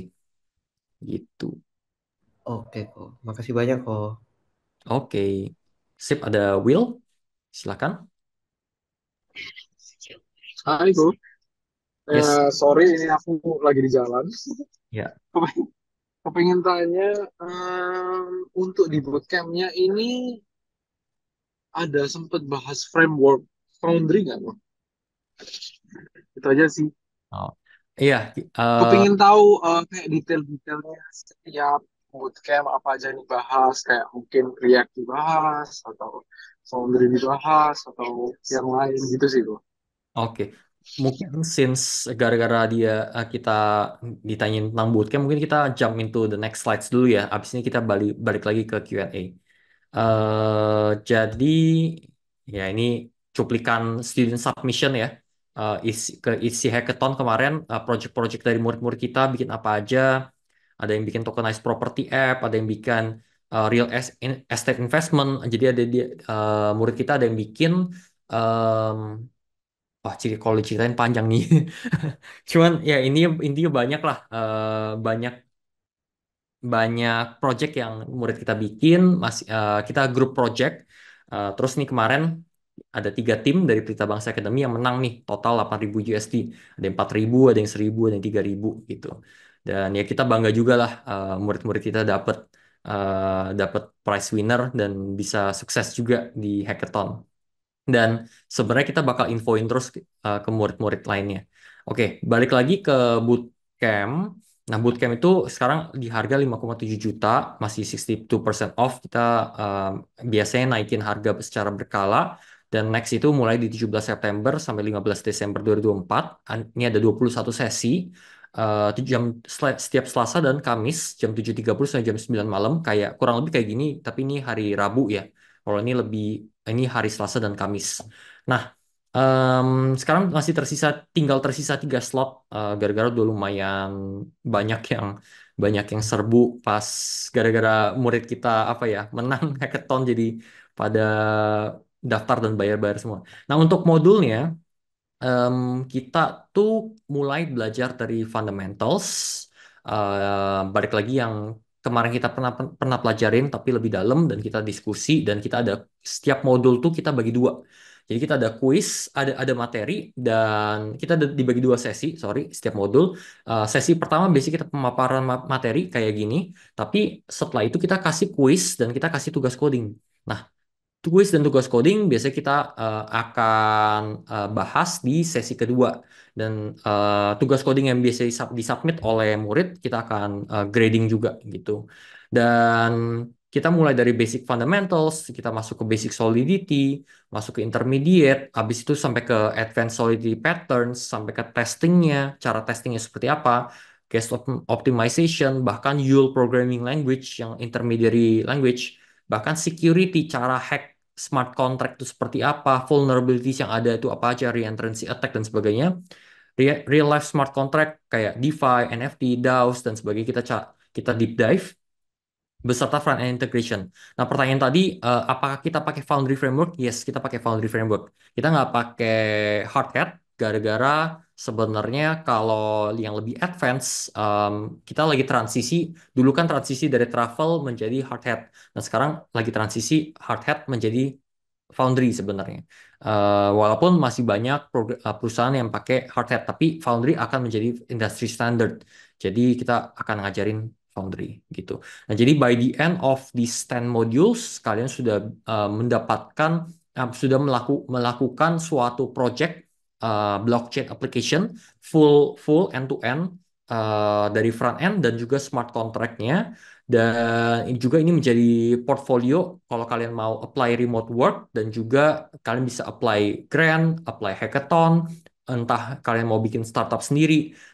Dan juga kita ada one-on-one career acceleration coaching ya. Jadi setelah 10 modul ini kelar, kita akan apa ya? Kita akan schedulein 30 menit per peserta, either ke saya atau ke Yevon Andrew, ke para pengajar untuk kita diskusi lebih lanjut. Kalian mau ngapain nih? Gara-gara situasi dan kondisi masing-masing orang beda. Ada yang em, mau dapat remote work, ada yang mau bikin startup sendiri, ada yang mau cuman ikut grand dan hackathon dan beda-beda lah masing-masing setiap orang. Jadi kita bisa kasih tips and tricks dan juga mempersiapkan kalian supaya lebih unggul dan bisa nembus remote work dan lain sebagainya. Gitu sih. Ya, atau menjawab? Apakah menjawab? Mantap, mantap kok. Menjawab banget. Eh, sorry, mau ralat dikit nih. Yes. Barusan tadi ada yang lunasi untuk kurikulum bootcampnya. Jadi sekarang bukan 3, tapi sisa 2 malahan. Ya. Nah, khusus nih ya, istilahnya kan sama Coinvest dari kami nggak terlalu info ini dan nggak terlalu apa namanya nggak proses transaksinya. Jadi khusus hari ini yang mau langsung bayar lunasi daftar harganya saya masih bisa bantu nih di harga 5,5 juta. Tapi kalau udah lewat hari ini besok udah balik harga normal 5,7. Ya hitung-hitunglah promo Coinvest nih after Coinvest. Itu aja sih. Jadi saya 2 slot. Oke, sip. Thank you infonya, Pat. Ada yang nanya, kok apa next peserta bootcamp ada meet up? Kita selalu usahakan ya ada meet up. Biasanya tuh kita kadang-kadang tuh waktu itu kita ada training di Swiss German University kayak tadi. Sorry, yang nanya kan bilang ketemu saya di acara SGU gitu, Tangerang. Ada yang bahkan dari mana tuh? Ada beberapa kota ya, dari Surabaya bela-belain datang, dari mana bela-belain datang untuk kita meet up. Dan juga bahkan kita ada opportunity. Kadang-kadang saya nggak bisa janjiin ke depan tuh pasti ada atau gimana. Tapi itu kita secara berkala tuh ada offline events, entah itu webinar, seminar, atau kita jadi speaker, atau mungkin Coinvest lagi, atau acara lainnya. Nanti kita bisa catch up. Tapi nggak ada yang bisa pastiin sih sebenarnya. Kira-kira kayak Coinvest saja sebenarnya kita nggak sangka rupanya banyak banget murid kita yang datang setelah setelah dibilang wah jadi finalis gitu dan berpotensi menang $4.000 semua akhirnya datang ke Bali. Gitu sih. Dan sebenarnya seru banget ya di Coinvest itu bukan cuman hackathon doang, bukan cuman kalian bisa menang berapa ribu dolar doang, tapi sebenarnya itu juga momen di mana kita bisa mentoring kalian untuk networking eh, dan make connections lah dengan blockchain companies dalam negeri dan luar negeri gitu. Oke, mungkin kita question and answer dulu. Kita ke question and answer dulu. Ini ada lumayan banyak questionsnya. Mungkin kita maksimum 10 menit lagi lah. Atau ya 8 menit lagi. Kira-kira kita butuh foto bersama juga. Apa bedanya hard hat dan foundry? Apakah boleh hanya menguasai atau mempelajari foundry tanpa hard hat? Oke, jadi sebenarnya tergantung kalau mulai dari perbedaan Hardhead dan Foundry, kalau Hardhead itu menggunakan bahasanya JavaScript, tapi kalau Foundry itu menggunakan Solidity. Jadi di Foundry kalian udah tulis smart contract di Solidity, kalian tulis testing scriptnya menggunakan Solidity juga. Jadi one language to rule them all. Tapi kalau di Hardhead, kalian tulis smart contract ya tetap di Solidity, tapi pas testingnya menggunakan Hardhead gitu. Nah, kekurangannya hard hat itu testing speednya sangat jomplang banget sama Foundry. Misalnya kalau hard hat itu tesnya udah banyak, file smart contract yang dites banyak itu mungkin bisa ya 30 detik sampai 1 menit. Di Foundry itu mungkin ya 2 detik, 3 detik udah jadi, udah kelar gitu. Nah, jadi makanya Foundry itu mulai jadi industry standard. Nah, tapi kalau kalian saat apply kerjaan, itu tergantung requirement mereka apa. Nggak bisa kita datang-datang misalnya mereka pakai Foundry, kalian bisanya hard hat. Terus nggak mau, gue maunya pakai hard hat gitu. Nggak bisa kan. Kita harus ngikutin perusahaannya. Dan juga sebaliknya gitu. Jadi kalau perusahaannya requirementnya Foundry, ya kalian harus belajar Foundry. Dan juga sebaliknya. Cuman menurut saya tetap belajarin Foundry nggak apa-apa. Kalau mau pelajarin hardhat sebenarnya it's not a big deal. Gara-gara kurang lebih itu sama. Cuman sintaks-sintaksnya aja yang beda dan dokumentasinya berbeda gitu. Jadi pilih salah satu aja. Mulai pilih salah satu. Kalau kalian mau belajarin apa nih hardhat, silakan hardhat. Foundry ya silakan Foundry. Nah setelah itu baru tergantung job yang kalian mau apply itu apa requirementnya. Kalau perlu hardhat ya kalian belajarin hardhat. dan juga sebaliknya. Seberapa penting kita baca white paper dari suatu project? Seberapa penting kita baca white paper dari suatu project? Sebenarnya penting sih, lumayan penting, apalagi kalau kalian sudah mendalami di smart contract sebagai smart contract developer. Gara-gara mungkin apa ya, kalian tuh ngerti kulit dari website review orang dan sebagainya tentang project, tentang protokol. Tapi pada saat kalian mau deep dive tentang teknologi, how it works dan sebagainya, kalian udah harus baca white paper. Dan bahkan sebenarnya kayak Ethereum gitu. Ethereum tuh itu ada dua sebenarnya. Ada white paper, ada yellow paper. Yellow paper lebih teknisnya lagi daripada white paper. Jadi white paper kalau bisa dibiasain belajarin. Nah, cuman yang sering kali orang apa ya? Menurut saya keliru tuh kebanyakan orang mau jadi dev, tapi dia pelajarin banyak hal nih kayak pelajarin ya near protokol ini itu tapi dia nggak mulai pelajarin basic NFT, ERC20, ERC721 cara ngodingnya gimana. Jadi mereka akhirnya ujungnya cuma ngerti kulit sama seperti kayak orang trading. Kalau kita mau ngoding berarti kan kita harus ngerti sampai dalamnya kan. Eh, kita harus bisa ngodinginnya, bukan cuman ngerti protokolnya itu apa. Nah, kita bisa pelajarin lebih di white papernya gitu. Terus lanjut, apakah waktu bootcamp per sesi hanya 90 menit tidak terlalu sedikit mengingat materi yang di cover sangat luas? Ya sebenarnya sering kali kita overtime sih. Rata-rata tuh kebanyakan 2 jam jadinya 120 menit.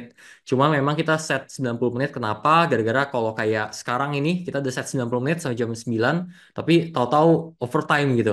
Kalau kita set 120 menit, terus overtime jadi 2,5 jam, kasihan pengajarnya sebenarnya. Jadi makanya kita set 90 menit supaya kalau overtime aja maksimum banget 120 menit. Jangan sampai lebih dari itu.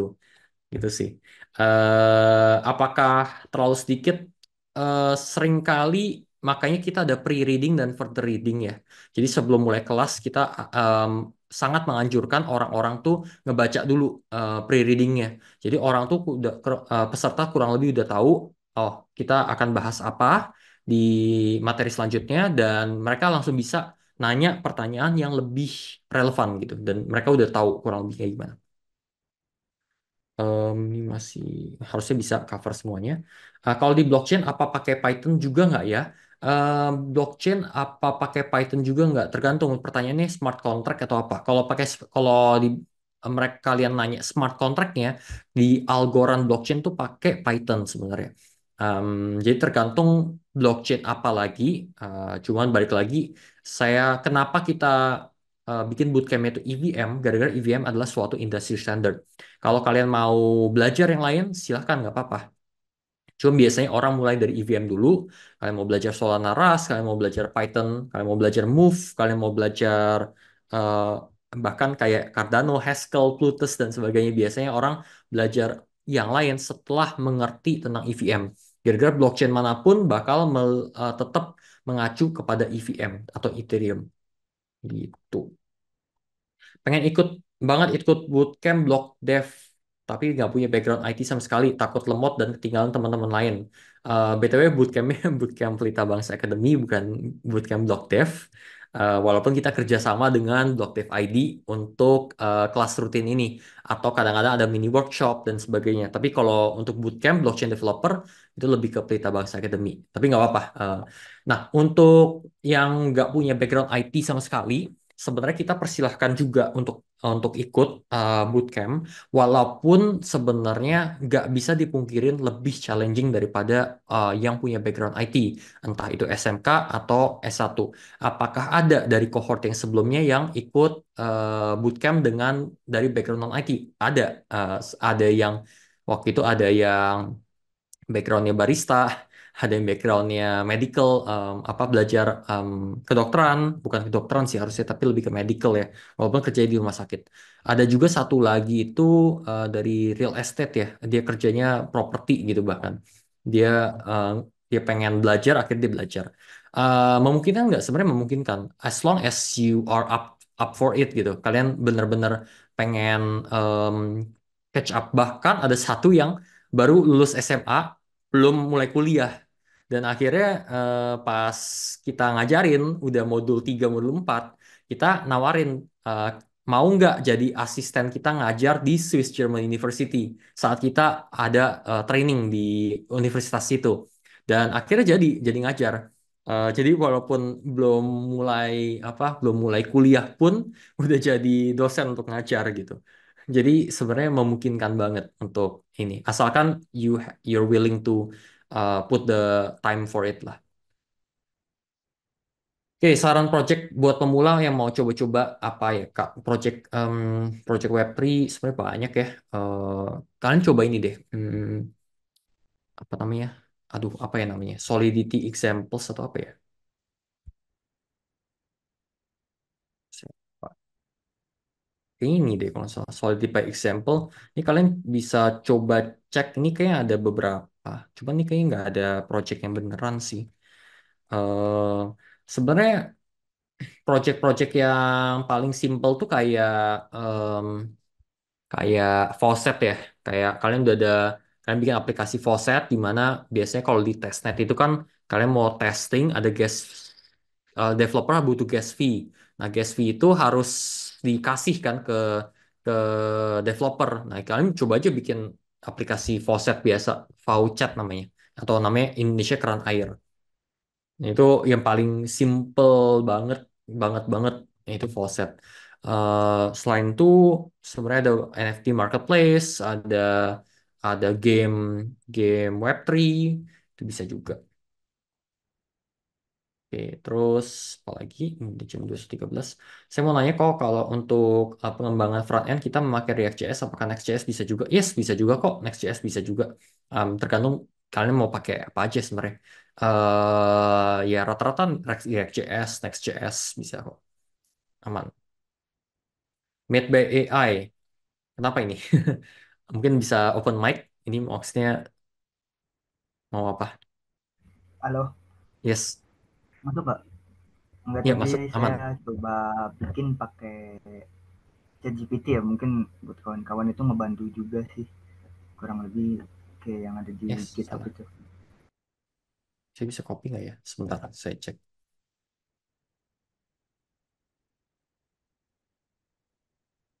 21 plus copy. Oke,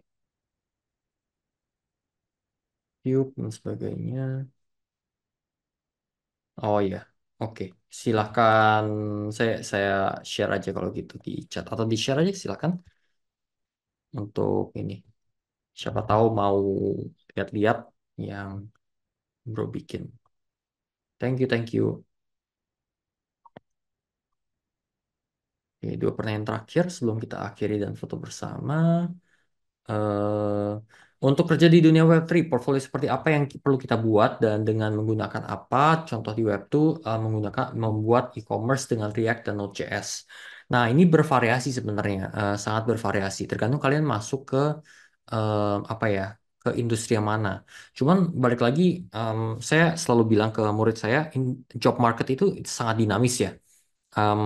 Saya nggak bisa kasih jurus jitu golden apa ya jawaban yang sangat sangat pas dan pasti kalian dapat kerjaan gitu. Ini nggak bisa sebenarnya. Kita nggak bisa menjanjikan 100% masuk.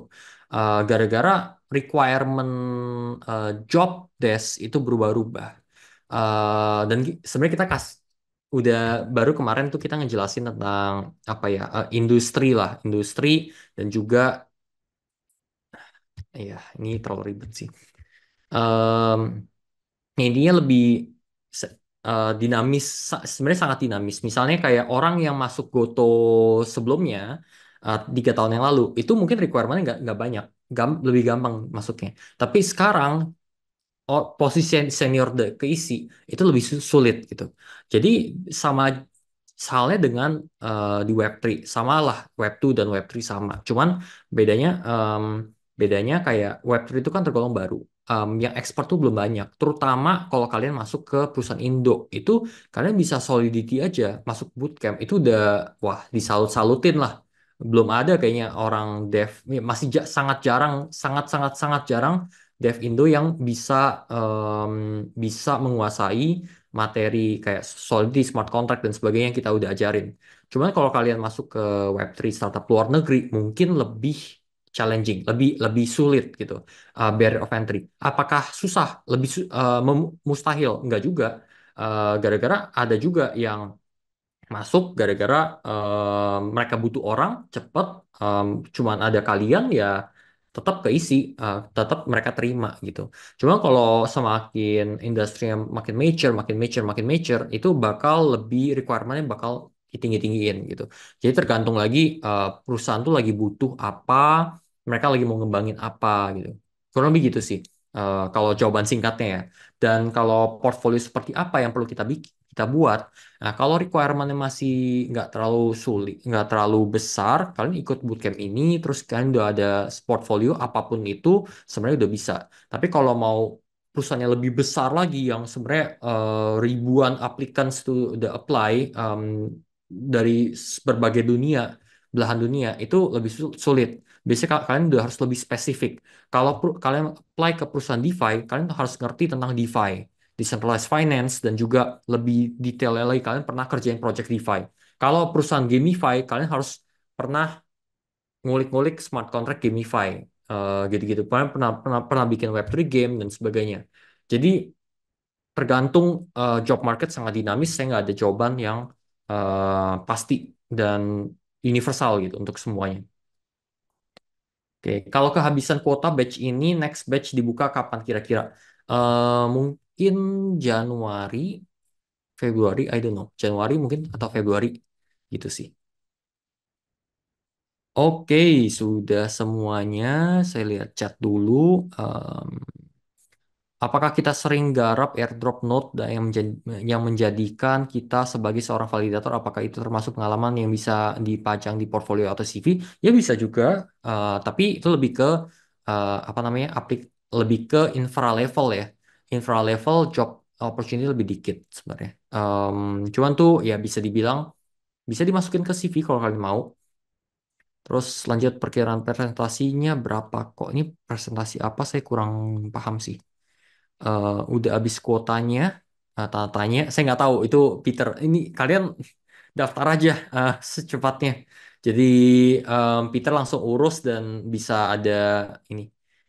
Tergantung, by first come first serve ya. Jadi yang bayar duluan yang masuk duluan gitu. Dan join dan bayar di bootcamp. Oke, sip, thank you. See you tanggal 16 hari Senin depan untuk onboarding berarti kalau gitu. Hari oh bukan bukan Senin depan, sorry. Tanggal 16 Senin, nggak tahu 2 minggu lagi kayaknya. Dan Selasa kita mulai. Dan join bayar di bootcamp, dev yang menguasai Solidity. Oh, perkiraan presentasinya berapa kok dev yang menguasai Solidity? Masih sangat sedikit sih kalau dibandingkan Web2 itu masih ya dikit banget lah. Saya nggak ada datanya sih, to be honest, berapa persen. Tapi sangat sangat sangat sedikit yang bisa Solidity, blockchain fundamentals dan sebagainya. Em, ya gitu sih, masih sangat sedikit. Oke, ini kayaknya nggak sempat lagi gara-gara kita banyak Q&A. Terus nih student submission tadi yang kita udah bahas. Terus nih 3 tim Pelita Bangsa menang 8.000 USD. Eh, dan ya nih ada Naja, ada Faris, ada yang lain-lain lah, ada Eski dan sebagainya. Bootcamp ya tersisa nggak tahu sekarang berapa. Silahkan daftar aja masuk pelitabangsa.co.id/bootcamp untuk daftar. Terus, oke, tiba saatnya kita foto bersama sebelum kita mengakhiri eh, sesi kali ini. Mungkin saya persilahkan untuk Peter kalau lagi bisa on.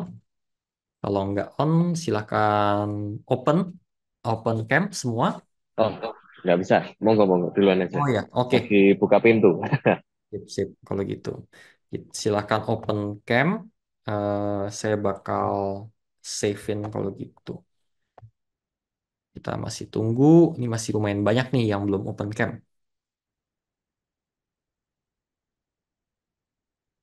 Bagi yang tidak keberatan dan bisa open cam, silahkan di open cam. Oke, oke kalau gitu Kita ambil foto aja. Mungkin ini agak lamaan ya, ada beberapa page. Ditahan ya kalau bisa. 3, 2, 1. Tahan. Halaman pertama. Sebentar. Halaman kedua. 3, 2, 1.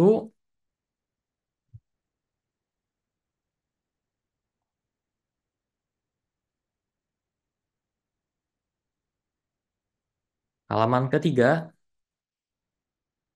3, 2, 1.